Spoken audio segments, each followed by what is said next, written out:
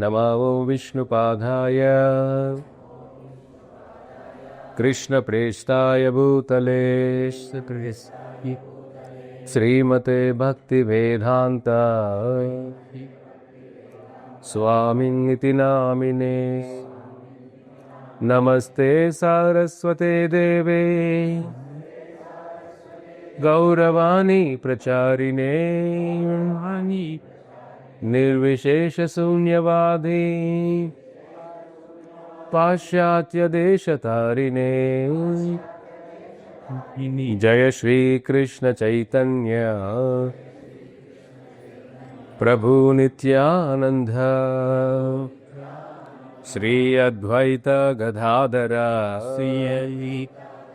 శ్రీవాసాది గౌరభక్తవృంద. హరే కృష్ణ కృష్ణ కృష్ణ హరే హరే హరే రామ రామ రామ హరే హరే. ఓం నమో భగవతే వాసుదేవాయ. ఓం నమో భగవతే వాసుదేవాయ. ఓం నమో భగవతే వాసుదేవాయ. ఓం అజ్ఞానతిమిరాంధస్య జ్ఞానాంజనశలాకయా చక్షురున్మిలితం యేన తస్మై శ్రీ గురవే నమః. హరే కృష్ణ. ఈరోజు చాలా ఒక అద్భుతమైన రోజు. ఉడిపి కృష్ణ సన్నిధానంలో ఇవాళ ఒక మంచి ప్రోగ్రాం జరిగింది. మన ఇస్కాన్ బెంగళూరు వారి హరే కృష్ణ మూమెంట్ ఆధ్వర్యంలో శ్రీకృష్ణ సమర్పణ ఉత్సవం జరిగింది ఈరోజు. అందరూ చాలామంది భక్తులు ఉడిపికి వెళ్ళారు. మన హిందూపూర్ నుంచి కూడా బస్సులు వెళ్ళారంతా కూడా. చాలా వందల మంది భక్తులు ఇవాళ ఉడిపిలో ఉన్నారు. ప్రభుపాదుల వారికి విశ్వగురు అని ఒక బిరుదు అఖాడా పరిషత్ అంటే ఇండియాలోనే అతి పురాతనమైన ఒక ధార్మిక సంస్థ. అది హరిద్వార్లో అక్కడ ఉన్న అఖాడా వాళ్ళల్లో చాలా వందలు గురువులు పెద్ద సంస్థ. ఆ సంస్థ వాళ్ళు మనకు కుంభమేళ జరిగినప్పుడు ప్రయాగరాజ్లో ప్రభుపాదుల వారికి విశ్వగురువు అని వాళ్ళు ఒక బిరుదు ఇచ్చారు. ఎందుకంటే ఈ హరే కృష్ణ మహామంత్రాన్ని, కృష్ణ భక్తిని, భగవద్గీత భాగవతాన్ని ప్రపంచానికి పరిచయం చేశారు. ఈ సనాతన ధర్మాన్ని ప్రపంచానికి పరిచయం చేశారు కాబట్టి ప్రభుపాదుల వారికి ఆ బిరుదు ఇచ్చారు. ఊరికి చాలామంది విశ్వగురు పేర్లు పెట్టుకుంటూ ఉంటారు. వాళ్ళు ఈ ఊరి నుంచి ఆ ఊరికి వెళ్ళండ్రు. అర్థమవుతుందా? పేరేమో జగద్గురు అని ఉంటుంది, ఆ ఊరిలోనే ఉంటారు. అది కాదు, జగద్గురు దేవుడే, జగత్తుని తిరగేసి రావాలి. ప్రభుపాదుల వారు మన భూమండలాన్ని 14 సార్లు తిరిగారు. ఆయన భక్తి కృష్ణ భగవద్గీత ప్రచారం కోసం. జగద్గురు విశ్వగురు అంటే ఏమిటి? విశ్వాన్ని చుట్టాలుగా ధర్మ ప్రచారం కోసం. మన ఊరు నుంచి కదలకుండా జగద్గురు పేర్లు పెట్టుకుంటే ఎలాగా? కలియుగంలో పేర్లు ఎక్కువ ఉంటాయి, పనులు తక్కువ ఉంటాయి. పనులు ఎక్కువ ఉండాలి, పేర్లు లేకుండా పర్లేదు. ప్రభుపాదుల వారు 70 సంవత్సరాల వయసు నుంచి 81 సంవత్సరాల వరకు ప్రపంచం చుట్టూ 14 సార్లు తిరిగి అమెరికాలో పాశ్చాత్య దేశాలలో ఆ జ్ఞానాన్ని ఇచ్చారు. కాబట్టి సనాతన ధర్మం ఎక్కడ చూసినా, ఇప్పుడు మీరు కృష్ణ టెంపుల్ ఎక్కడికి వెళ్ళినా, ఇస్కాన్ టెంపుల్స్ ఎక్కడికి హరే కృష్ణ మంత్రం. మనకు ఈ శరీరం కాదు, వేరే భాష, వేరే రంగు, వేరే సంస్కృతి, వాళ్ళందరూ కూడా కృష్ణ భక్తులు ఉన్నారంటే ఆ ప్రపంచానికి సనాతన ధర్మాన్ని పరిచయం చేసిన ఆచార్యులు ప్రభుపాదుల వారు. కాబట్టి అది విశ్వగురు అనే బిరుదు కుంభమేళలో ఇచ్చారు అందరూ కలిసి.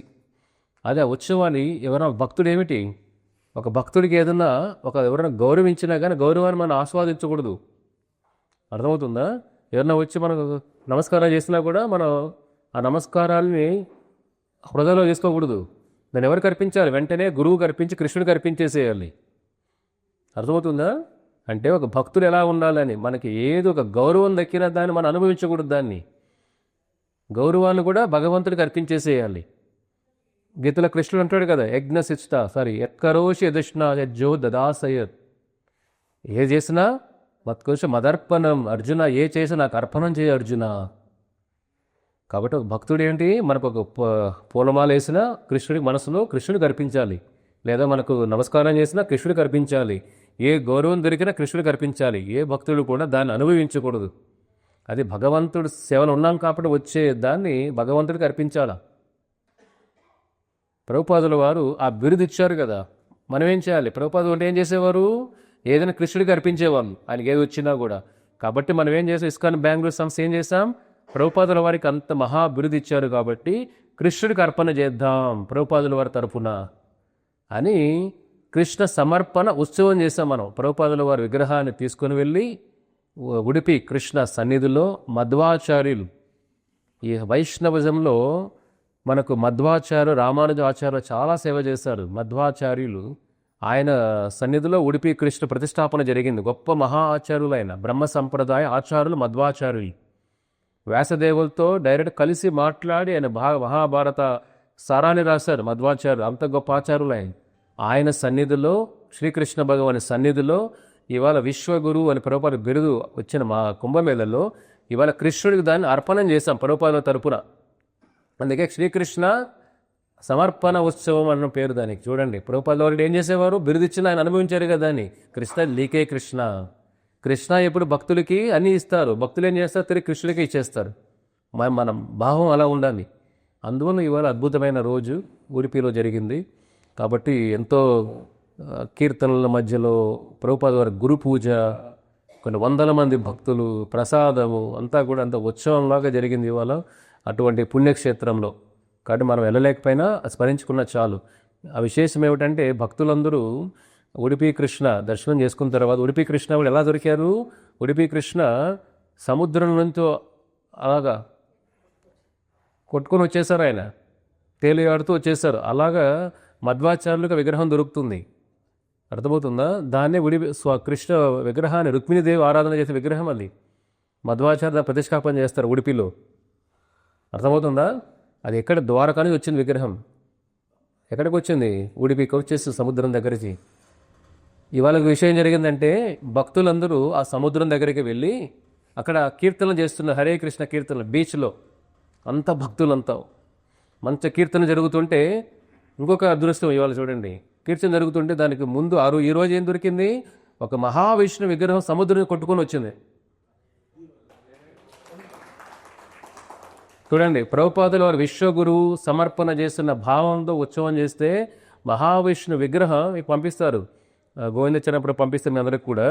ఆ మహావిష్ణు విగ్రహం చతుర్భుజాలతో స్వామి ఇలా లేరు, కృష్ణులాగా ఎలా ఉన్నారు స్వామి, ఇట్లా కాలు క్రాస్ లెగ్లు ఇలా ఉండి చతుర్భుజాలతో కృష్ణుని విగ్రహం అద్భుతంగా ఉంది. సముద్రం కొట్టుకొని వచ్చింది. భక్తులు దాన్ని అందరూ చూడండి ఎలా అనుభవం ఎలా ఉంటుంది. డైరెక్ట్గా అక్కడే ఉండి ఆ స్వామిని చూస్తూ అందరూ స్వామికి అభిషేకం చేస్తూ అక్కడే కీర్తనలు చేస్తూ అది. అందుకే ఆచార్య పీఠలు మనం కూర్చోకూడదు ఎప్పుడు. ఆచార్యులకి ఎప్పుడు కూడా నమస్కారం కాదు, ఆచార్య స్థానం ఆచార్యులదే. ఆయన వెళ్ళారు కదా, మనం కూర్చోకూడదు ఆ స్థానంలో వెళ్ళి. కాబట్టి మన సంస్థలు ఏమిటి? ఒక్కరే ఆచార్యులు, ఒక్కరే గురువు ప్రభుపాదుల వారు. ఆయన తప్ప మీతందరూ కూడా ఏమిటి? ఆ స్థానం ఆయనదే. కొద్ది జ్ఞానం వచ్చిన తర్వాత మనం గురువులు అయిపోకూడదు. ఆ స్థానం కర్మలు తీసే శక్తి మనలో లేదు, ప్రజల్లో అజ్ఞానం తీసే శక్తి మనకు లేదు. మన ఆకలి ఇద్దరే కంట్రోల్ చేసుకోలేం, ప్రజలు మోక్షం ఇస్తాం చెప్పండి. బొరకబెట్టి నిద్రపోతాం, మోక్షం ఏమిస్తాం ప్రజలకు మనం? ఆ కర్మంద మనకు వస్తుంది. కాబట్టి ఆ భగవంతుడి యొక్క అంశ అవతారాలు గొప్ప ఆచార్యులు అంటే మధ్వాచార్య, రామానుజాచార్య, శంకరాచార్య, ప్రభుపాదులు వారు గొప్ప మహా ఆచార్యులందరూ ఈ లోకానికి భగవంతుడి యొక్క సేవ కోసం వచ్చారు. వాళ్ళు కర్మతో రాలేదు, వాళ్ళు మనలాగే. కాబట్టి ఆచార్యులు చెప్పినట్టు మనం నడుచుకోవాలి. చూడండి, మన భావన ఏమిటి? మనకందరూ బిరుదులు పేర్లు కావాలనుకుంటాం, కానీ మన భావం ఏమిటి? భక్తుల భావన ఎలా ఉండాలి? శిష్యుల భావం గురువుకి పేరు ప్రతిష్టలు రావాలి, మనకు. కానీ మన ఇస్కాన్ బ్యాంక్ ప్రత్యేకం ఏమిటంటే ఎంత 40 సంవత్సరాల నుంచి ప్రచారం చేసినా కానీ ఎవరిలో కూడా చిన్నంత కూడా ఆ ఆశ ఉండదు. ప్రభుపాదుల వారే ఆచార్యులు, ఆయన చెప్పింది తూతా తప్పకుండా పాటించే సంస్థ ప్రపంచంలో ఏదైనా ఉందని ఇస్కాన్ బెంగళూరు సంస్థ. ఎందుకంటే ఆ పీఠము ఆయనదే. వేరే వాళ్ళు వేరే కూర్చోమని ఆయన ఆర్డర్ ఇవ్వాలి ఎవరికి? 10,000 సంవత్సరాలు ఎక్కడే కూర్చుంటారు అని చెప్పారు. కాబట్టి ఆర్డర్ మనం ఫాలో చేయాలి కదా. కాబట్టి అందుకే భగవంతుడు దాన్ని ఏం చూసి భగవంతుడు మనకు ఆ విధంగా ప్రతిస్పందన ఇస్తాడు ఆయన కూడా. అందువల్ల అక్షయ పాత్ర ఈ సంస్థలంతా లక్షల మందికి ప్రతిరోజు భోజనం పెడతాం. అంది చూడండి, భగవంతు కృప లేకుండా జరుగుతుందా? 30 లక్షల మందికి భోజనం ఎలా పెడతాం మనం? 30 మందికే పెట్టలేం మనం. 30 లక్షల మందికి ఎలా పెడతాం ప్రతిరోజు? భగవంతు కృప లేకుండా జరగవు ఇవన్నీ కూడా. డబ్బులుండే జరగవు ఇవన్నీ, ఆ కృప ఉండాలి. కాబట్టి ఇవాళ ఉడిపిలో భక్తులు బీచ్లో హరే కృష్ణ నామని జపం చేస్తుంటే కృష్ణ విగ్రహం అలాగే వచ్చేసింది చూడండి. కాబట్టి మనం అటువంటి పుణ్యదినం ఈరోజు ప్రభుపాదుల వారు ఉడిపికి వెళ్ళి కృష్ణునికి అర్పణ చేస్తుంటే కృష్ణుడే వచ్చేసి సముద్రం నుంచి. చూసారా? కాబట్టి మన హృదయంలో స్వార్థం ఉండకూడదు. ఎప్పుడు కూడా ఒక నిస్వార్థంగా ఆచారాలు సేవ చేయాలి మనం. కాబట్టి ఆచార కృప చాలా ముఖ్యం మనకు. ఓకేనా? ఆచార్యులు లేకుండా ఒక శిష్యుడికి జీవితమే లేదు. ఎలాగైతే ఒక భార్యకి భర్త లేకుండా జీవితం ఎంత కష్టంగా ఉంటుందో, ఒక బిడ్డకి తండ్రి లేకుండా ఎంత కష్టంగా ఉంటుందో, ఒక జీవుడికి ఆచార్యులు లేకుండా జీవితం అంత కష్టంగా ఉంటుంది. గురువు లేని జీవితం అనాథుల జీవితమే. ఎంతమంది మనం ప్రేమించే వ్యక్తులున్నా, ఎంతమంది మనల్ని లాలించే వ్యక్తులున్నా, గౌరవించే వ్యక్తులున్నా, గురువు లేని జీవితం అనాథ జీవితమే ఉంది. శ్మశానం వరకే బంధువులు ఎవరైనా కూడా. గురువు అట్లా కాదు, జన్మ జన్మలకి జనమే జనమే ప్రభు హోయ్. ఏం చెప్తారు ఆచార్యులు? జన్మ జన్మలకి నువ్వే తండ్రి. కాబట్టి ఇక తల్లిదండ్రుల బంధం మారిపోతూ ఉంటుంది. ఇవాళ ఈ తల్లి తండ్రి, ఇంకో జన్మలు వేరే బంధాలు. గురువు అలా కాదు, జన్మ జన్మలకి ఆయనే. ఒకవేళ ఈ జన్మలో మోక్షం పొందలేకపోయినా ఇంకొక జన్మలో మళ్ళీ గురువు వస్తారు ఏదో ఒక రూపంలో నిన్ను మళ్ళీ భక్తిలో లాగడానికి. అందుకే జన్మ జన్మే ప్రభు హోయ్, ప్రతి జన్మ జన్మ నువ్వే నా తండ్రి. ఇది బంధం. మనం నేర్చుకోవాల్సిన భక్తిలో ముఖ్యమైనది గురువు సేవ, ఆచార్య సేవ. అది నిస్వార్థంగా చేయాలి మనం. ఇప్పుడు మీరు చూసారంటే ఏదైనా సాంగత్యం, ఏ సాంగత్యంలో ఉంటే మనకు ఆ లక్షణాలు వస్తాయి మనకు. ఎందుకంటే ఈ సాంగత్యంలో ఎవరికి చూడండి, ఫస్ట్ మీకు అదే చెప్తుంటాం మీకు ఎప్పుడు కూడా, ఆచార్య పీఠం అనేది సామాన్య పీఠం కాదు. అది సాంగత్యంలో ఏమవుతుంది, మన మైండ్ అలాగే తయారవుతుంది, మంచిగా తయారవుతుంది. మన వినయంగా ఉండాలి. ఆ స్థానం ప్రభుపాదుల వరకే ఇవ్వాలి. మనం ఒక నిస్వార్థంగా సేవ చేయాలి. ఏది ఆశించకూడదు, గౌరవం కూడా ఆశించకూడదు. మన గౌరవం వచ్చినా కృష్ణుడికి అర్పించేసేయాలి. గౌరవం వచ్చినా కృష్ణుడికి అర్పించాలంటే జీవితానికి ఏమో అన్నీ అర్పించేయాలనే కదా మనం. ఇంకా ఆ సాంగత్యంలో ఉంటే ఇటువంటి భావాలు మనకు వస్తాయి. అదే ఇంకో సాంగత్యంలో ఒక క్లాస్ బాగా చెప్పారనుకోండి, గురువు అయిపోయాడు, ఇంక గురువే, మా గురువు నువ్వే తండ్రి, అంతే. ఇంక రేపటి నుంచి ఆయన బెలూన్లో దిగుతాడు, పైన పారాషూట్లో పైకి వెళ్ళాల్సిందే. ఏమవుతారు అలాంటి గురువులు ఉంటే ఏమవుతుంది, రోజుకు గురువు వస్తాడు, పీఠం కోసం కొట్టుకుంటూ ఉంటారు అక్కడ. ప్రభావం అలా ఉంటుంది. కాబట్టి మన ఎలా సాంగత్యం ఉన్నా ముఖ్యం, చాలా ముఖ్యం ఇది. ఒకసారి గొప్ప ఆచార్యులు ఆయన ప్రతిరోజు కృష్ణుడి నామాన్ని జపం చేస్తూ చిన్న ఆశ్రమంలో భగవంతుడి యొక్క స్మరణ చేస్తూ కీర్తనలు చేస్తూ జీవితం సాగిస్తూ ఉంటాడు. అద్భుతమైన భక్తుడు ఆయన. అటువంటి సమయంలో ఒక వీధి కుక్క ఏం చేస్తుంది, అది వేరే కుక్కలన్నీ అవి పాపం దీనిని బాగా కరిచేసి ఇబ్బంది పడి దానికి పాపం అక్కడ ఇక్కడ దెబ్బలు తగులుతుంది. దాన్ని ఆ పోరు తట్టుకోలేక వీధి కుక్క వెళ్ళిపోతుంది, వేరే కుక్కలు బాధలు తట్టుకోలేక.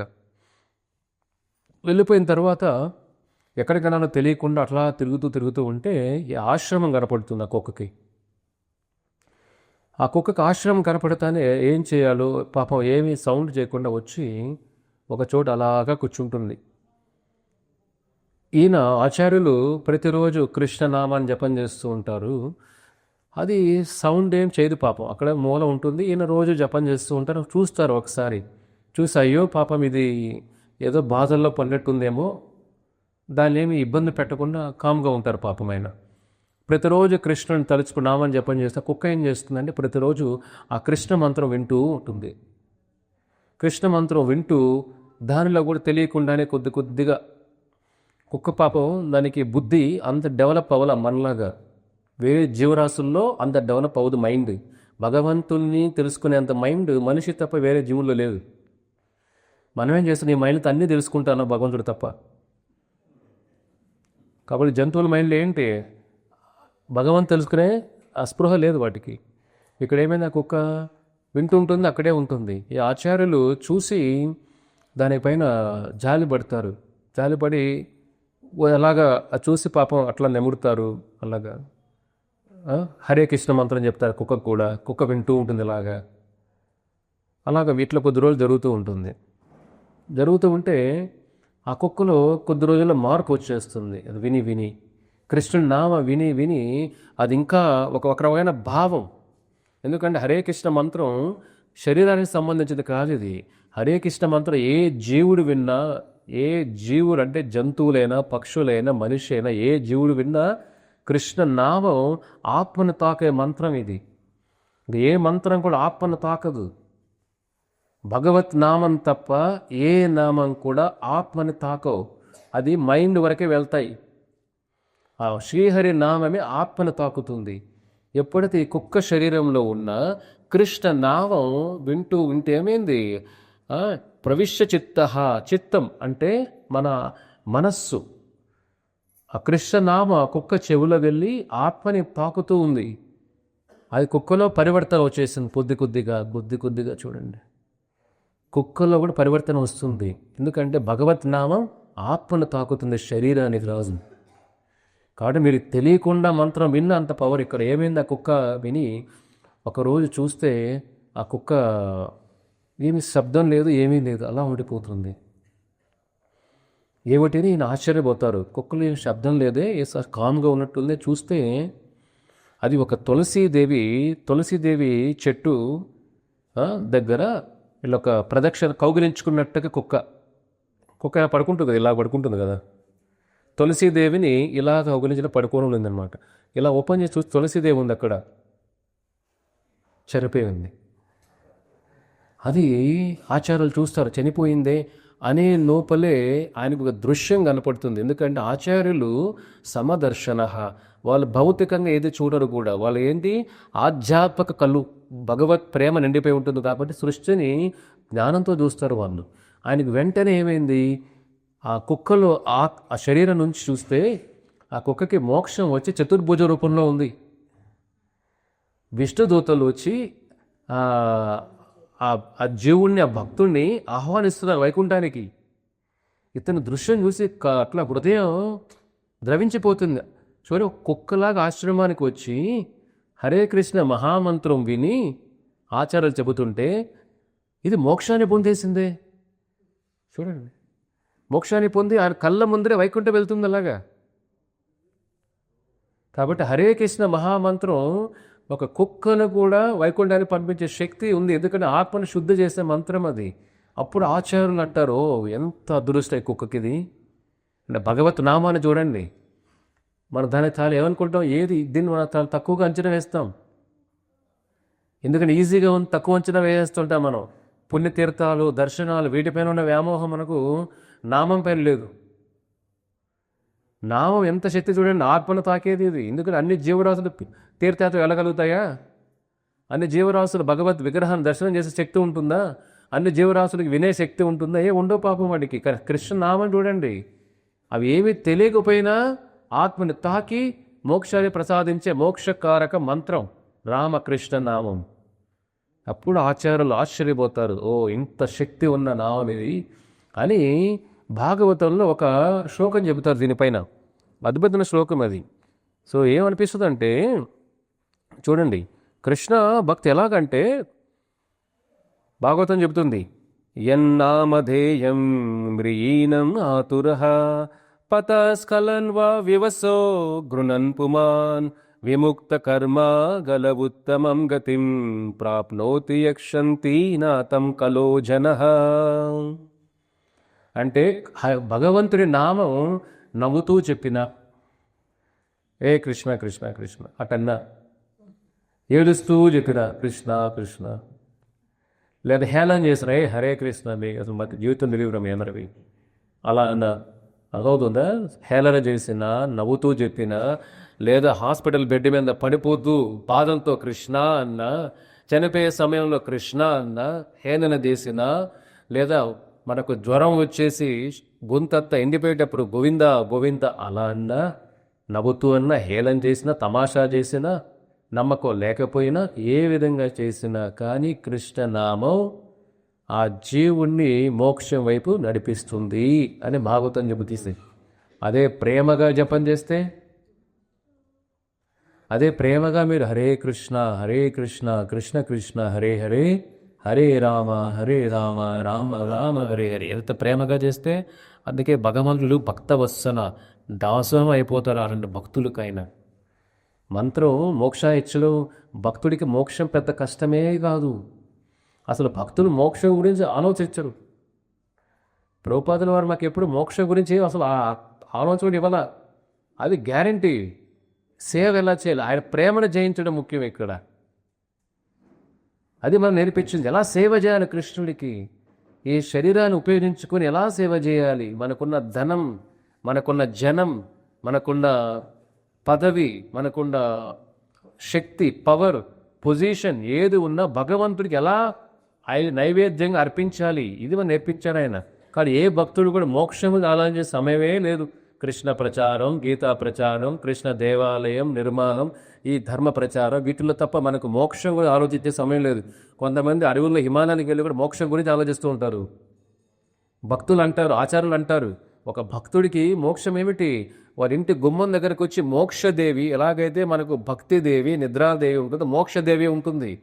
ఆ మోక్షదేవి ఏం చేసి మోక్షాన్ని ప్రసాదించేది ఎవరు? మోక్షదేవి.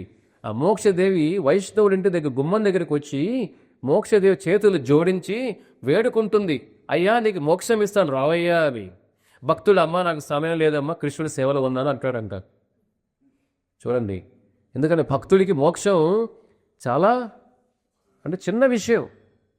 కానీ బయట వాళ్ళకి ధర్మ అర్థ కామ మోక్షం క్లైమాక్స్ ఇదే మనకని. అన్నీ తిరిగేసి, అన్నీ ఆడేసి, అన్నీ పాడేసి, అన్నీ అనుభవించేసి, పాపాలు చేసేసి లాస్ట్కి మోక్షం ఎలా వస్తుంది మోక్షం? భక్తులు సాంగత్యంలో ఉండాలి మోక్షం కావాలంటే. కాబట్టి కృష్ణ నామ హేళన చేస్తే, జపం చేసిన అంత పుణ్యం అంటే, ప్రేమగా భక్తిగా చేస్తే వెలకట్టలేం, ఆ నామాన్ని వెలగట్టలేం. అందుకే భాగవతం ఉంటుంది, మన హృదయంలో ఆత్మకి ఈ శరీరానికి ఏముంటుంది? గ్రంథి, హృదయ గ్రంథి అని అంటారు భాగవత పురాణంలో. ఇది కూడా అద్భుత శ్లోకం. ఇక్కడ చెప్తుంది భాగవతం ఏం చెప్తుంది ఈ శ్లోకంలో, ఇంత కృష్ణనామం అంత శక్తివంతమైన ఏమని చెప్తారు ఇక్కడ? నాతాం యక్షాంతి నాథం కలోజన.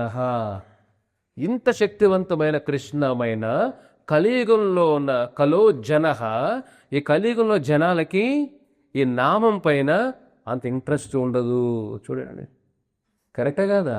అన్ని మంత్రాలు చెప్తారు, మంత్రం నోటి తిరక్కైనా కూడా. కృష్ణ రామనామం జపం చేస్తావా? చేయం. చూడండి ఇక్కడ ఏం చెప్తున్నారు, ఎక్కడ చూస్తుంది? బయట వచ్చింది. ఇక్కడ ఏమిటి? కృష్ణుడి నామం అంత శక్తివంతమైన కలో జనహ, కలియుగంలో ఏదది అక్కడ వచ్చారు. సో కలో యుగే జనహ, కలియుగంలో ఇంత శక్తిని మంత్రం మన దగ్గర ఉన్నా కానీ జపం చేయాలి అనే తాపత్రయం మనలో ఉండదు. అదే కలియుగంలో దురదృష్టవంతులు అంటే. అందుకే అదే భాగవతం చెప్తుంది, కలియుగం ఎందుకు దురదృష్టవంతులు అంటే వాటిపైన ఇంట్రెస్ట్ లేదు మనకు. ఎన్నో చేస్తుంటాం, ఎన్నో పూజలు, వ్రతాలు, మంత్రాలు చేస్తాం, కానీ మోక్షతారక మంత్రాలు ఇచ్చే మంత్రాన్ని హరే కృష్ణ మాత్రం మనం జపం చేయాలి సరిగా. ఎన్నో పూజలు చేస్తాం, ఎంత సమయం పెడతారు చెప్పండి? వేరే ఒక పూజ చేయాలంటే, ఒక వ్రతం చేయాలంటే, ఒక నోములు చేయాలంటే దానికి కావాల్సిన సామాగ్రులు, దానికి కావాల్సిన పూజలు, గంటలు ఉపవాసాలు ఎన్నో చేస్తాం. దానివల్ల మనకు మోక్షం వస్తుందా? ప్రశ్న వేసుకోవాలి. కొద్ది పుణ్యం వస్తుంది, కానీ మోక్షం ఇక్కడ చూడండి. కుక్క దేహంలో ఉన్న అతను జపం చేసే శక్తి లేకపోయినా ఒక గొప్ప ఆచార్యులు జపం చేస్తూ ఉంటే ఆ జపాన్ని విని ఆ కుక్క మోక్షాన్ని పొందిందంటే ఏమిటి? ఒక గొప్ప ఆచార్యుల ద్వారా హరే కృష్ణ మంత్రం వినాలి. సంప్రదాయ విహీన మంత్ర నిష్ఫల. ఆచార్యుల ద్వారా కాకుండా మనం ఎవరినో దగ్గర మంత్రం వింటే ఆ మంత్రం మన పైన నిష్ఫల, ఫలితాన్ని ఇవ్వదు. మనం చెప్పచ్చు అన్నీ చిలుకల్లాగా, కానీ ఫలితం రాదు. మందు వేసుకుంటున్న జబ్బులు మాత్రం తగ్గవు. అలాగే ఉంటుంది ఇది. కాబట్టి ఒక ఆచార్యుల ద్వారా వినాలి. కుక్క ఏం చేసింది చూడండి, ఆచార్యుల ద్వారా వినింది కాబట్టి ఆ శక్తి దానికి వచ్చింది. అందుకేం చెప్తుంది చూడండి ఇక్కడ భాగవతం చెప్తుంది, విద్యతే హృదయే గ్రంథి చిద్యంతే సర్వ సంశయ క్షీయంతే చాశ కర్మాని దృష్ట ఏవ మనీశ్వరే. భాగవతం ఏమంటుందంటే ప్రతి జీవుడు కూడా ఈ శరీరానికి ఆత్మక అహంకారంతో ముడి వేస్తుంటారు. హృదయ గ్రంథి అని అంటారు దాన్ని. అందుకే ఆత్మ ఎక్కడుందని హృదయంలో ఉంది అంటాం మనం. అంటే హార్ట్లో ఉంటుందంట. మనకు గుండెలో ఉన్నట్టు కాదు, గుండె ఆ స్థానమే, కానీ కనపడదు. స్థానం అదే హృదయ గ్రంథి. ఆత్మని శరీరానికి ఆ హృదయంలో ముడి వేశారంట భగవంతుడు పరమాత్మ. అదే మాయాముడి.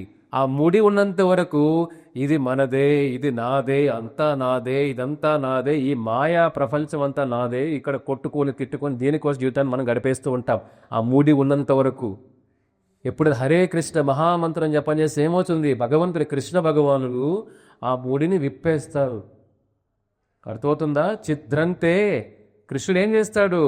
ఆయన నామం ఎక్కడికి మనం ప్రేమగా చేస్తుంటే హృదయం లోపలికి వెళ్ళి ఆ ముడిని విప్పుతారు. అప్పుడే ఈ మాయా పొరలన్నీ ఇలా పోతాయి. ఎప్పుడైతే మాయా పొరలు పోతాయో ఆ హృదయాల ముడి స్వామి విప్పేస్తాడో అప్పుడు మన హృదయం అంతా కూడా మోక్షం పరిగెత్తు వెళ్తుంది. అంతవరకు ఆ ముడి ఉన్నంత వరకు చనిపోయే క్షణంలో కూడా మన కృష్ణ గోవింద ఆ భగవంతుడి ప్రేమ రాదు. పిల్లల పైన ప్రేమ ఉంటుంది. వాడు తిట్టినా వాడి మీద ప్రేమ, కొట్టినా వాడి మీద ప్రేమ, వెళ్ళేటప్పుడు వాడే నా సర్వస్వం అనుకొని చనిపోతాం మనం. అలా కాదు. అందులో ముడి అలాగే ఉంది కదా. మనం చేస్తారు ఏ పూజలైనా, వ్రతాలైనా, మంత్రాలైనా, సూక్తాలైనా హృదయ గ్రంథి దాన్ని హృదయాల్లో ఉన్న ముడిని విడుదల చేయు. శ్రీహరి నామం తప్ప ఏ మంత్రం కూడా హృదయాన్ని లోపలికి వెళ్ళి ఆ ముడిని విప్పదు. అది భగవత్ నామానికి తప్ప ఏ నామానికి శక్తి లేదు. కాబట్టి హరే కృష్ణ మహామంత్రం ఎలా పనిచేస్తుందో తెలుసుకోండి మీరు.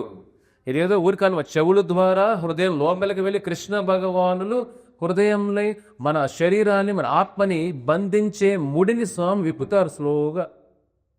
అందుకే గొప్ప ఆచార్యులు శరీరం పైన వ్యామోహమే ఉండదు. లేదంటే ప్రభుపాదుల వారు అంత వయసులో కూడా దేశాలు ఖండాలు తిరిగారు ఆయన. ఎక్కడా కూడా అలసట లేకుండా, ఎక్కడా చూడ మనకు నిద్ర మారిపోతుంది, సమయం మారిపోతుంది. మీరు వెళ్ళి చూడండి. ఎప్పుడైనా అమెరికాలో ఇండియాకు వచ్చిన వాడు 2 రోజులు నిద్రపోతానే ఉంటాడు. వాడికి సడన్గా టైం అంత తెలియదు. ప్రభుపాద అలా కాదు. ఇండియా నుంచి అమెరికా వెళ్ళినా, లండన్ వెళ్ళినా, ఆస్ట్రేలియా వెళ్ళినా, ప్రపంచం ఎక్కడికి వెళ్ళినా ఆ లోపల టైం ఎలా ఉంది అలాగే నడుచుకునే వాళ్ళు ఆయన. అలాంటి గొప్ప ఆచారాలు ఏముంది? హృదయ గ్రంథి ఉండదు వాళ్ళల్లో. కాబట్టి హరే కృష్ణ మంత్రం ఏం చేస్తుంది? భక్తి అంటే ఏం చేస్తుంది? ఆ హృదయంలో ముడిని విప్పేస్తుంది. విప్పేసినప్పుడే ఆత్మ ఏమవుతుంది? ఫ్రీగా వెళ్ళిపోయి మోక్షం పొందడం. అదే మీరు పుణ్యకర్మల ద్వారా ఏ కర్మలు దాన కర్మాలు, పుణ్యకర్మాలు, ఏ కర్మల యజ్ఞాల ద్వారా కానీ హృదయంలో ముడి విడుదల అవ్వదు. కాబట్టి ఇంకొక జన్మ మళ్ళీ తీసుకోవాలి. హరే కృష్ణ మహామంత్రం ఏం చేస్తాం? ముడిని విప్పేస్తుంది. ఇదే మనకు ఆచార్యులు చెప్తున్నారు ఇక్కడ. కాబట్టి ఇది మనం గ్రహించాలి. అందుకే భాగవతం అంటుంది ఇక్కడ. ఇది ఇంకా అద్భుతమైన శ్లోకం. ఇదైతే ఇది విన్నారంటే మీకు ఇంకా దీనిపైన ఇంకా శ్లోకాలే ఉండవు. ఇంకా మేము నమ్మకం ఉంటే భాగవతం చెప్తుంది. త్వత్కథామృత పాతోదలో విహారంతో మహామూఢః కుర్వంతి కృతినః కేచః చతుర్వర్గం త్రిలోపమం. చతుర్వర్గం అంటే ఏమిటి? చతుర్వర్గం అంటే ధర్మ, అర్థ, కామ, మోక్ష.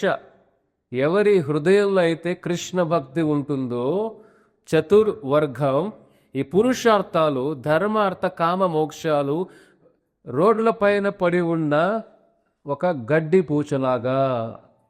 రెండు భాగవతం ఏముంటుందో, ఈ పురుషార్థ ధర్మార్థ కామోక్షాలు ఏమిటి? రోడ్ల పైన కూడా గడ్డి పూచలాగా ఎవరి హృదయంలో కృష్ణ భక్తి ఉంటుందో, అంటే పెద్ద విషయమే కాదు ఇది.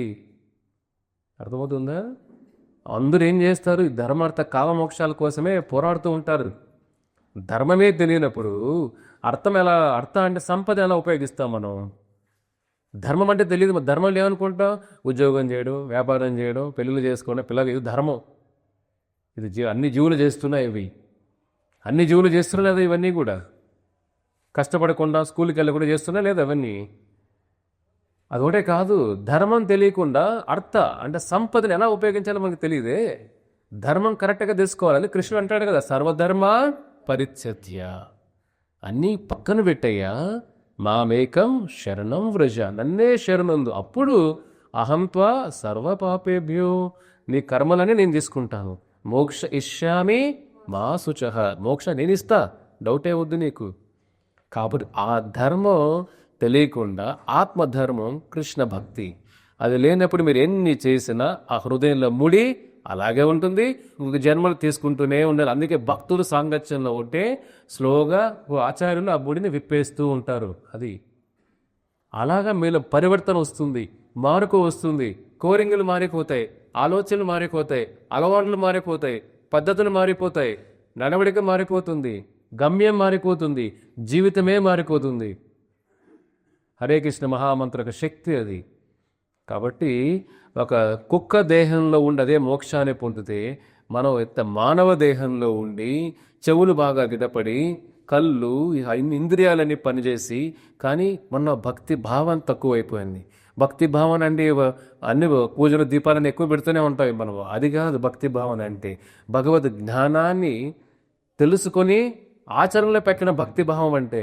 ఇప్పుడు ఈ మధ్య భక్తి ఎక్కువైపోయింది కనపడుతూ ఉంటుంది మనగా. లోపల కోరికలు అలాగే ఉన్నాయి కదా. ఒక 100 ఏళ్ళ ముందు మనిషి పరివర్తన ఎలా ఉండేది, ప్రవర్తన ఎలా ఉండేది, అమ్మ నాళ్ళు ఎలా ఉండి చూసుకునే వాళ్ళు, బంధాలు విలువలు ఎలా ఉన్నాయి, సమాజాల విలువలు ఎలా ఉన్నాయి, గురువు శిష్యుల బంధం ఎలా ఉండేది. ఇప్పుడు ఏమన్నా గురువు ఒక మాట కిట్టినా ఉంటాడు, శిష్యుడు ఉంటాడులే.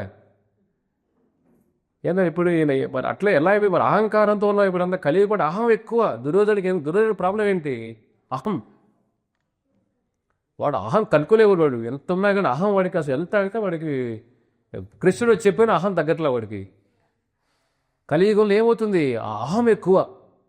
అహం ఉన్నవాడు భగవంతుని చేరుకోలేడు. కాబట్టి వేరే దేహం అహం ఉండవు. కాబట్టి అవే బెస్ట్. కొద్దిగా ఈ కలియుగంలో మనకు మానవ దేహం వచ్చిన అహంకారం ఎక్కువ. అహంకార విమూఢాత్మ కృష్ణుడు అంటాడు. అహంకారం ఉన్నాడు మూడు అంటే రాస్కల్ వాడు. సారీ ఏమనుకోదు, మిమ్మల్ని కాదు, కృష్ణుడు అన్న మాట చెప్తున్నాం. అహంకార విమూఢాత్మ. అహంకారం అన్నవాడు మూర్ఖుడు వాడు. వాడికి ఏం చెప్పినా బుర్రకి వెలగదు. కలియుగంతో అలాగే ఉంటుంది కదా. కాబట్టి అటువంటి ఆచార్యులు మనకు దొరికారు. ప్రభుపాదుల వారు ఇంత మోక్షాన్ని ఎంత క్లియర్గా, భక్తిని ఎంత అద్భుతంగా, ప్రపంచానికి సరళంగా ఒక అరటిపండు అలాగా ఒలిచి నోట్లో పెడితే అలాగా మనం ప్రశాంతంగా అనిపిస్తుందో తినేవాడికి, ప్రభుపాదులు ఏం చేశారు? అంత సరళంగా ఈ మోక్ష మార్గాన్ని మనకు కన్ఫ్యూజన్ లేకుండా అన్ని సారాన్ని వడబట్టి రాత్రుల్లో నిద్ర మేలుకొని ఆ సారానంతా ఆయన బుక్కుల రూపంలో మనకి ఇచ్చారు. లేదంటే మీరు ఇవన్నీ తెలుసుకోవాలంటే ఎన్ని జన్మలు పడుతుంది? మీరు తెలుసుకోవాలంటే చెప్పండి. మీరు ప్రవర్తన మీరే స్వతహాగా తెలుసుకోవాలంటే ఎన్ని జన్మలు పడుతుంది?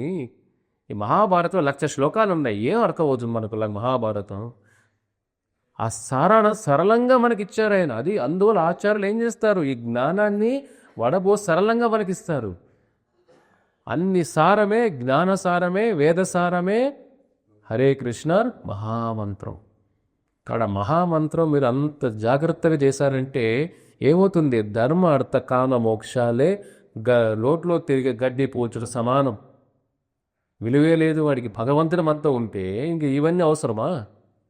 ఇక్కడ కృష్ణ నామం నాలుగు పైన నాట్యం చేస్తుంటే భగవంతుడు వార్తలే ఉన్నప్పుడు ఇవన్నీ ఏమిటి? విషయంలో మనిషికి ధైర్యాన్ని ఇచ్చే మంత్రం అదే, మనిషికి జ్ఞానాన్ని చూపించే మంత్రం అదే, మనిషికి వెలుగును చూపించే మంత్రం అదే, మనిషి క్లారిటీ ఇచ్చే మంత్రం, కన్ఫ్యూజన్ తీసేసి మృత్యు చావు అంటే భయం లేకుండా చేసే మంత్రం ఇది. కాబట్టి అంత అభయాన్ని ఇచ్చే మంత్రం ఇది. అందరూ హనుమంతుని పూజిస్తూ ఉంటారు. హనుమంతుడు రామనామం జపం చేస్తుంటాడే. కాబట్టి హనుమంతు ఆనంద పెట్టాలంటే ఏం చేయాలి మనం? హనుమంతాలు వీరుడు చూడండి, ఆయనగా ఆనందం కాదు. రామా ఎంత రామ భక్తుడయ్యారు. రామదూత. మనోజవం మారుత తుల్య వేగం జితేంద్రియానం బుద్ధిమతా వరిష్టం వానాత్మజం వనయోధముఖ్యం శ్రీరామదూతం శరణం ప్రపద్యే. శ్రీరామదూత అంటే దానికి హృదయం అట్లాగా ఉప్పొంగిపోతుంది. మీరెళ్ళి హనుమంతుడు బాగా పొగిడేస్తే ఆయనకేం అనిపించదు అట్లా. అంతే ఒక భక్తుని పొగిడితే అని భక్తుడికి చెవులు మూసుకుంటారు. మన ఎందుకు పొగుడతారు స్వామి, ఆయన పొగుడు అనుకో. భక్తుడు ఇప్పుడు స్థుతి, ఆత్మస్థుతి ఆత్మహత్యతో సమానం. ఆత్మస్థుతి ఆత్మహత్యతో సమానం. అంటే మనం పొగిడించుకోవడం ఏమిటి? ఆత్మ చూసేలాగా అది. అందుకే భక్తులు పొగిడించుకోకూడదు, పొగడ్తలు వినకూడదు అసలు. భక్తుడు ఏం వినాలి? భగవంతుడి లీలలు వినాలి. అందుకే హనుమంతుడు ఏమిటి, ఆయన మీరు పొగిడేసని మాత్రం ఆనందపడ్డు. అదే రామ రామ రామదూత రామ, ఆ రామనామని చెప్పేసి హనుమంతుడు మీకు దాసోహం అయిపోతాడు. ఇది హనుమంతుడు జయించే మార్గం ఏమిటి? రామనామంతో జయించాలి హనుమంతుడిని. హనుమంతుడు ఎలా బంధించాలి? రావణుడు బంధించడం ట్రై చేశాడు, బంధించగలిగాడా? మీరు బంధించేయచ్చు హనుముడిని. ఎలాగా? రామనామంతో బంధించేయచ్చు హనుమంతుడిని. ఆ రామనామ ఎక్కడ నాలుక పైన నాట్యం చేస్తూ ఉంటుందో, ఏ ఇంట్లో రామనా వినపడుతుందో ఆ ఇల్లే అయోధ్య, ఆ ఇంట్లో హనుమంతుడు ఉంటాడు. ఎక్కడ కృష్ణ నామం వినపడుతుందో ఆ ఇల్లే ద్వారక, ఆ ఇల్లే వృందావనం, ఆ ఇంట్లో సర్వ అనంతపడి లక్ష్మీదేవులు అక్కడే ఉంటారు. ఇంకేం కావాలి మీకు? కాబట్టి నాలుక పైన ఇవి నాట్యం చేయాలి. కాబట్టి ఇది ఒక్కటి మీరు అద్భుతంగా ఫాలో చేయాలి. లేదంటే మళ్ళీ ఇంత సారం మీకు అర్థం కాదు. ఇప్పుడు ఇంత కన్ఫ్యూజన్లు, ఇన్ని మంత్రాలు, ఇన్ని భక్తులు, ఎంతమంది దేవతలు, ఎన్నో సాధువులు, ఎన్నెన్నో కన్ఫ్యూజన్లు, బయట మార్కెట్లో ఎన్నో వస్తువులు ఉన్నట్టున్నాయి. కలియుగులు కన్ఫ్యూజన్లు ఎక్కువ ఉంటాయి, అంతే కదా. ఈ మంత్రం చెప్పండి, ఆ స్తోత్రం చెప్పండి, ఈ శ్లోకం చెప్పండి, జీవితం మారిపోతుంది. జీవితం మారే మంత్రం యూట్యూబ్లో అలాగే ఉంటాయి కదా. ఒక్క మంత్రం చూడండి అంతే, జీవితం మారిపోతుంది. రేపట్లో మీరు కుబేర స్థానంలో కూర్చుంటారు. ఇవన్నీ ఇది మోసపోవద్దండి. మానవ జీవితం మోక్షం కోసం, మీరు కుబేర స్థానంలో కూర్చోవడం కోసం కాదు. ఎందరో కూర్చుంటారు అక్కడ. మీరు ఆయుష్కి గ్యారంటీ లేదు కదా. ఎన్నోనే ఉంటాయి మనతో పాటు ఇవన్నీ కూడా. శరీరం అంతా ఉండదు, కాబట్టి జాగ్రత్తగా వాడుకోండి. మరి ఎప్పుడు ధనం వెంటాడుతూ ఉంటాం. ఒక అతను ఉండేవాడు, వ్యాపారి. అతని పని ఉదయం అంటే పొద్దు నుంచి రాత్రి వరకు ధనం ధనం ధనం ధనం ధనం, ఇదే సంపాదన సంపాదన సంపాదన. నిద్రగా వచ్చేది కాదు. రేపు ఎలా దీన్ని రెట్టింపు చేయాలి, ఇవాళ ఇంత వచ్చింది రేపు ఎలా డబుల్ చేయాలి, ట్రిపుల్ చేయాలి, 4 చేయాలి, 5 చేయాలి, దీన్ని ఎలా రెట్టింపు చేయాలి, దీన్ని ఎలా భవిష్యత్తులో ఎక్కడెక్కడ ఇన్వెస్ట్ చేయాలి, ఇదే ఆలోచనతో ఉండేవాడు. అతను అందరూ జాలిపడేవారు.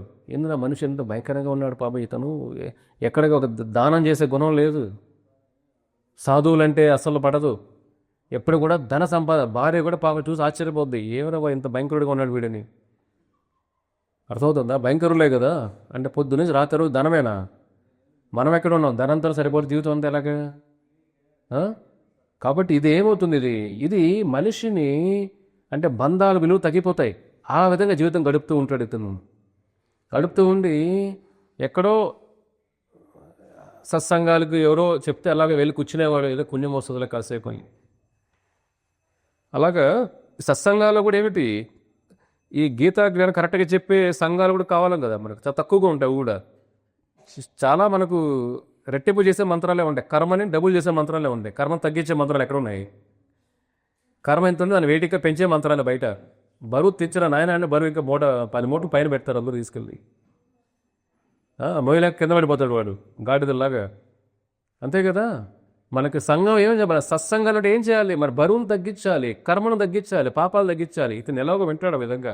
ఒకసారి వెళ్తే వింటాడు, విని తులసీదేవి గురించి వింటాడు. తులసీ మహత్యం. తులసీదేవి ఇప్పుడు కూడా కృష్ణుని యొక్క పాదాల పైన ఉంటుంది ఆ తల్లి. తులసీదేవి వృందావనం అంటాం. కృష్ణుడు నివసించే వనమే తులసీ వనం. ఇతను ఆ తులసీ మహత్యం విని ఆ తులసీదేవి ఒక చిన్న మంజరి తీసుకుంటాడు. మంజరి తీసుకొని అలా గాల్లో విసురుతాడు. నారాయణ కృష్ణను ఉన్నావంటే ఇది నీకే.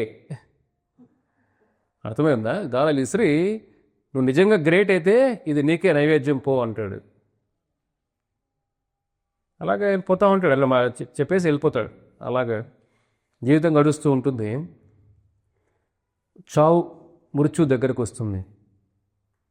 యమభటులు వస్తారు, అతన్ని మంచిగా వేసి, చెప్పాను కదా ఆ ముడి ఆత్మనే శరీరం లాగాలి. యమభటులు లాగుతూ ఉంటారు వాడిని, ఆ శరీరం నుంచి లాగుతారు, బయట వస్తారు. ఇంకా యమభటులు ఇంకా తీసుకునే సమయానికి విష్ణుదూతలు వస్తారు. ఆ సమయానికి మళ్ళీ వచ్చి, లేదయ్యా ఇతనికి యమలోకం వెళ్ళే పరిస్థితి లేదు ఇతని జీవితంలో. యమభటులు అంటారు, వీడు పైన తిరిగిన పాపి, ఎందుకంటే ధనం తప్ప వేరే ధ్యాస లేదు, నారాయణ ధ్యాస లేదు. నారాయణ ధనపరాయణ అయిపోయాడు. దానికి వెళ్ళి ఘోరాలు తప్పులని చేశాడు. కాబట్టి ఈ జీవుడు మాలోపలి రావాల్సిన వాడే అని అనుకుంటుంటే విష్ణుదూతులు చూసి, లేదయ్యా, ఇతను ఒక్కసారి నారాయణుడికి తులసి మంజరిని నైవేద్యంగా పెట్టాడు. ఆ తులసి మంజరి నైవేద్యం పెట్టినందుకు ఇతనికి ఆ పుణ్యాన్ని వెలగట్టలేం. కాబట్టి మీ లోకానికి రావాల్సిన వ్యక్తి కాదు అని అంటారు. చూడండి, ఇతను ఆశ్చర్యపోతాడు. అతను అన్ని వింటుంటాడు కూడా. ఆత్మ చిత్తం ఏమిటండి? అజ్ఞాన తెలివితేటలు ఉంటాయి. కాబట్టి విని, అంటే మనం భక్తిగా లేకపోయినా నారాయణ నీకే గాల్లో విసిరిన అంత పుణ్యమా? చూడండి. అప్పుడు విశ్వతులు అంటారు, భగవంతుడి హృదయం ఎలా ఉంటుందో చూడండి. అతనిలో భక్తి అంత లేకపోయినా భావ విరాహి జనార్దన, అతని భావాన్ని గ్రహించాడు స్వామి. అతనిలో ఆ భక్తి లేకపోయినా అంత దానికే కృష్ణుని హృదయాన్ని, ఆయన కరుణని వర్ణించలేం మనం. అతనికి వెంటనే చూడండి మోక్షాన్ని ప్రసాదించే పరిస్థితి వచ్చేసి తులసి మంజరిని స్వామి నీకే గాల్లో విసిరిస్తాయి. ఈరోజు తులసీదేవి మంజరి కోసుకొని కృష్ణుని పాదాల దగ్గర, కృష్ణ ఇది నీకు నైవేద్యం కృష్ణ. ఎలా ఉంటుంది ఆ భక్తి వెలగట్టగలుగుతాం మనం? ప్రేమగా కృష్ణ తులసి తీసుకొని మన నైవేద్యంలో పెడుతూ, ప్రతిరోజు తులసి ఏది పెట్టా నైవేద్యాన్ని, కృష్ణులో ఒక నీరైనా పండైనా ఏ నైవేద్యం పెట్టినా తులసి దళం వేసి కృష్ణుని నైవేద్యం పెట్టాలి. తులసి శక్తి మీకు తెలియదు. పద్మపురాణం చెప్తుంది తులసీదేవి ఎంత అద్భుతమైన శక్తి అంటే. తులసీదేవి పద్మపురాణం చెప్తారు, మంచి శ్లోకం ఇది కూడా. తులసీ దళ మాత్రేన జలస్య చులుకేన వా విక్రీణితే స్వం ఆత్మానం భక్తేభ్యో భక్తవత్సలః. ఎవరైనా కృష్ణుని దగ్గరికి వెళ్ళి, కృష్ణ తులసీదళ మాత్రేన, ఒక తులసీదళం తీసుకుని కృష్ణ ఇది నీకేనయ్యా అని ఎవరైనా ప్రేమగా నైవేద్యం పెడతారో కృష్ణుడికి, ఆ క్షణం నుంచి నేను నా అర్పించుకునేస్తానయ్యా అని అంటాడు కృష్ణుడు. చూడండి, మీ ఇంట్లో తులసి ఉంటుంది, మీరు అసలు కోసి పెడుతున్నారా? వీళ్ళు ఫ్రంట్ వాళ్ళు పెడతారు. వీళ్ళు ఎంతమంది తులసిదేవి రోజు కృష్ణుడు నైవేద్యం పెడతారు? పెట్టని వాళ్ళ చేతులు పెట్టండి. బాగానే, వెరీ గుడ్. రోజు తులసిదేవి నైవేద్యం పెట్టని వాళ్ళ చేతులు ఎత్తండి. సిగ్గుపడద్దండి. ఎస్, చాలామంది పెట్టట్లేదు. రేపటి నుంచి తులసిదేవి నైవేద్యం పెట్టండి.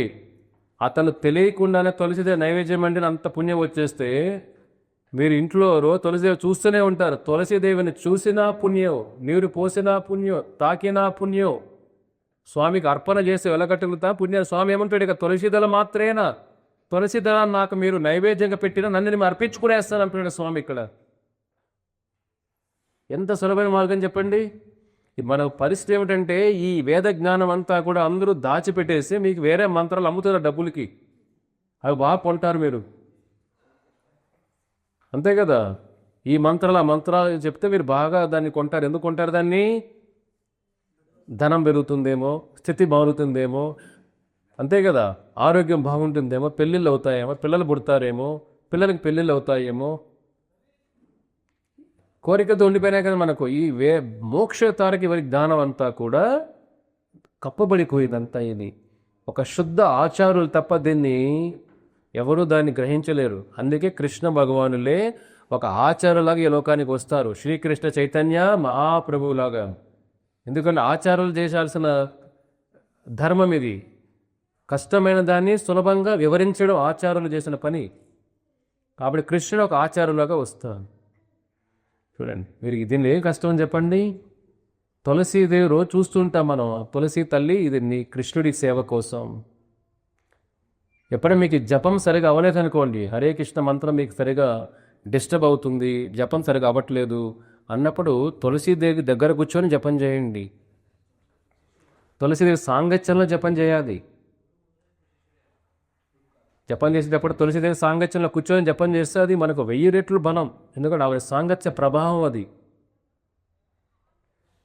కాబట్టి మీరు ప్రతిరోజు తులసి ఆరాధన, దానికి కూడా ఒక కీర్తన తులసి కీర్తన ఉంది. అది కూడా మీరు తీసుకోండి, పంపిస్తారు. ప్రతిరోజు ఒక పూటన తులసి కీర్తన ప్లే చేసి తులసీదేవికి కొద్దిగా ఆరాధన చేయండి. ప్రేమగా ఆ మంజుల స్వామికి నైవేద్యంగా పెట్టండి. హరే కృష్ణ మంత్రం జపం చేయండి. భగవద్గీత శ్లోకాలు చదివి అర్థం చేసుకొని ఆచరణలో పెట్టండి. ఇదే ఆఖరి జీవితం అయిపోతుంది ఆ ప్రేమ భక్తితో చేస్తే మీరు. లేదంటే మళ్ళీ ఇంకో జన్మ తీసుకోవాల్సిందే. ఆ విలువ తెలుసుకోవాలి కదా మనం. కాబట్టి దీన్ని అంత జాగ్రత్తగా వాడుకోవాలి మీరు. దీనిలో ఎంత కష్టమైన పని ఉందో చెప్పండి. దీనికి ఏమైనా డబ్బులు పెట్టాలా మీరు? హృదయం పెట్టాలి, దీనికి డబ్బులు కాదు. ఏం పెట్టాలి ఈ పళ్ళుకంతా? హృదయాన్ని పెట్టాలా? మన హృదయాన్ని పెట్టాక హృదయం పెట్టాం, అన్నీ పెడతాం. మాల జపం చేస్తూ ఉంటాం, హృదయం ఎక్కడో తిరుగుతూ ఉంటుంది. ఆరతి చేస్తూ ఉంటాం, హృదయం ఎక్కడో తిరుగుతూ ఉంటుంది. కృష్ణ కథ వింటుంటాం, హృదయం ఎక్కడో తిరుగుతూ ఉంటుంది. ఆ హృదయాన్ని బంధించాలి కదా. కాబట్టి హృదయాన్ని పెట్టాలి భగవంతుని జయించాలంటే మనం. కాబట్టి తులసీదేవి దగ్గర కూర్చొని జపం చేయండి. అందరూ కూడా అవకాశం ఉన్నప్పుడంతా ఒక మాలన్న చేయండి. అలాగే మనకు తెలియకుండా తులసి సాంగత్యంతో మన హృదయం అంతా మారిపోతుంది. ఆ ప్రభావ శక్తి అది. గొప్ప గొప్ప ఆచారులంతా శ్రీకృష్ణ భగవానుడికి వాళ్ళేమీ రోజు పరమాణ నైవేద్యాలు పెట్టే పరిస్థితి ఉండదు కదా. తులసీదేవిని నైవేద్యంగా పెట్టేవారు. అది లేకపోయినా మనస్సులో ఆయన తులసీదేవిని అర్పణ చేయండి. అయ్యో మా ఇంట్లో తులసి లేదండి, పర్లేదు. తులసి లేకపోయినా మానసికంగా తల్లి వృందే తులసిదేవ్యాయ క్రియాయ కేశవశ్చ విష్ణు భక్తి ప్రదే దేవి. తులసిదేవి ఏం చెప్తున్నాం మనం? బృందాయే తులసిదేవ్యాయే ప్రియాయే కేశవశ్చ విష్ణు భక్తి ప్రదే దేవి సత్యవచ్చే నమో నమః. కృష్ణ భక్తి ప్రధాయనే. కృష్ణ భక్తిని మనకు ప్రధానం చేసే, కృష్ణ భక్తిని మనకు పరిచయం చేసే, మనకి బహుమతిగా ఇచ్చే తులసీదేవి. కృష్ణ భక్తి ప్రధాయనే కేశవశ్చ. తల్లి నువ్వు ఆ కేశవుడికి చాలా ప్రీతైన దానివి, కృష్ణుడికి చాలా ప్రీతైన దానివి. చూడండి, భావం ఉండాలి మనకు. ఓన్లీ పనులు చేసి భక్తిలో భావం లేకపోతే అది మెకానికల్ లాగా ఏదో చేస్తున్నాం అంతే. ఎమోషన్ లేదు, భావం లేదు కదా. సినిమాలు చూసి ఏడుస్తాం, సీరియల్ చూసి ఏడుస్తాం, భగవంతుడు చూసి ఏడవం. కన్నీళ్ళు రావాలి కదా. అయ్యో కృష్ణ నేను వదిలేశానే, ఇన్ని జన్మలు వదిలేశానే, ఇన్ని జన్మల నుంచి ఎక్కడెక్కడో తిరుగుతున్నానే కృష్ణ, ఎప్పుడు నీ పైన నాకు మనసు పుడుతుంది కృష్ణ. హృదయం స్పందించాలి కదా భగవంతుని చూసి. ఆ భావం లేకుండా ఏమవుతుంది? అన్ని చోట్ల ఏడుస్తుంటాం, భగవద్ దగ్గర మనకు కన్నీళ్ళు రావట్లే. ఎందుకంటే హృదయం అంత రాతి హృదయం కదా. రాతి హృదయం ఎందుకు? కామ క్రోధాలు అంతా మన స్వార్థంతో మనకే నిండిపోయింది. ఆయన హృదయంలో మన ప్లేస్ ఎక్కడుంది? ఆయన ఎక్కడున్న ప్లేస్ చెప్పండి. అంతే కదా. హృదయంలో అన్ని భాగాలు చేసి ఎవరున్నారు? భాగాలంతా మనమే ఉన్నాం. ఆయన భాగం ఎక్కడుంది మన హృదయంలో? పిల్లలకు ఒక భాగం, భార్యకు ఒక భాగం, భర్తకు ఒక భాగం, ఉద్యోగ భాగం, బ్యాంకులకు ఒక భాగం, లోన్లకు ఒక భాగం, ఇన్వెస్ట్మెంట్ భాగం, ఈఎంఐల భాగం, ఫ్యూచర్ ఇన్వెస్ట్మెంట్ భాగం, దీనికి హృదయం అంతా భాగాలు. కృష్ణుడు భాగం ఎక్కడుంది చెప్పండి. చెప్పండి. మళ్ళీ దీని అంత పైన అప్పుడు ఉండే బేస్ ఉంటుంది. ఏదది? ఆహార భాగం.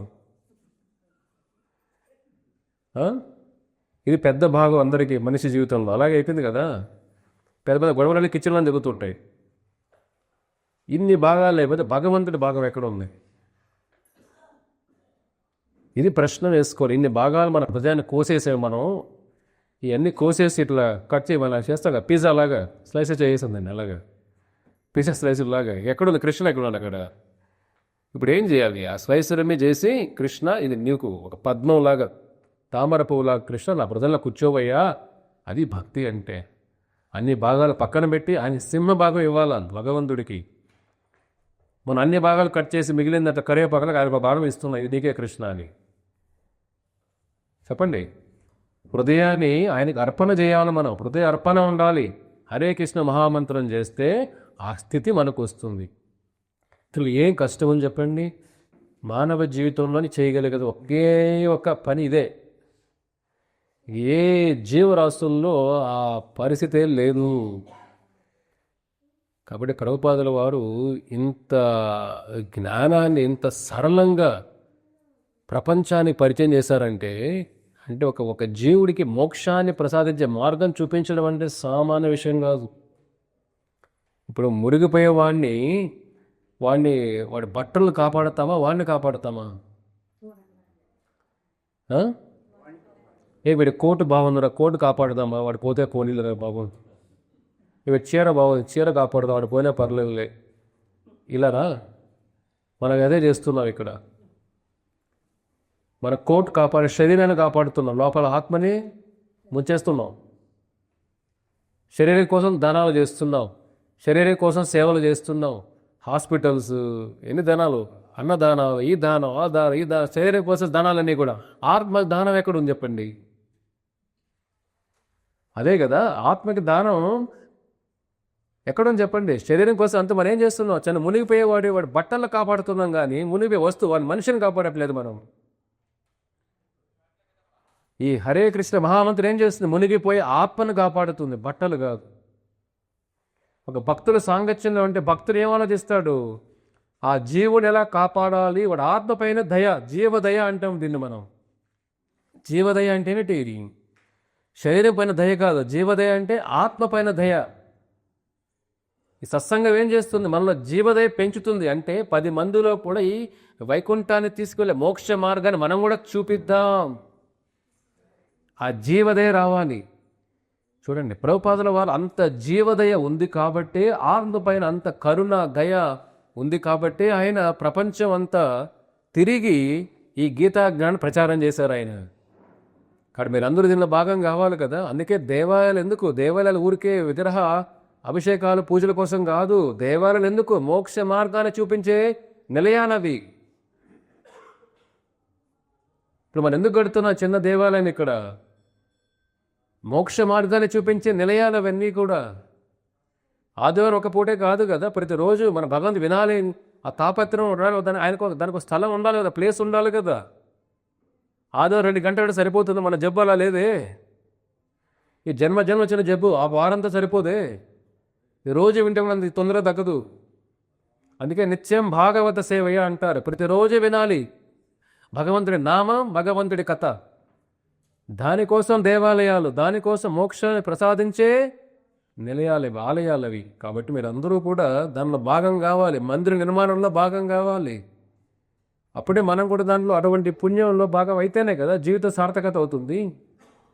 కాబట్టి హరే కృష్ణ మహామంత్రం ఎవరు జపం చేయలేరో ఇవాళ నుంచి మొదలు పెట్టండి. ఎవరి తులసి ఆరాధన ఇంకా మొదలు పెట్టలేదో మొదలు పెట్టండి. తులసి నైవేద్య సేవ, భగవంతు తులసి రోజు నైవేద్యం పెట్టాలి చెప్పాం కదా. అటువంటి వ్యాపారి కూడా మోక్షాన్ని పొందేశాడు తులసి నైవేద్యంగా పెట్టి. ఒక్క శరీరంలో ఉన్నా కానీ భక్తుల సాంగత్యంలో ఉంటూ హరినామ వింటూ మోక్షాన్ని పొందేస్తుంది. కాబట్టి జంతువులే మోక్షాన్ని పొందేస్తుంటే మనకి ఎంత అదృష్టం దొరికింది. మనం జాగ్రత్త వాడుకోవాలి కదా. కాబట్టి శరీరం కోసమే బతకద్దండి, ఆత్మ కోసం బతకండి. సో మన కోసం బతకాలంటే అది బతకడం అంటే అంతే, మనకి నచ్చినట్టు బతకడం కాదు. మన కర్మలను మార్చే విధంగా బతకాలి. హరే కృష్ణ. శిల ప్రభుపాదకి జై.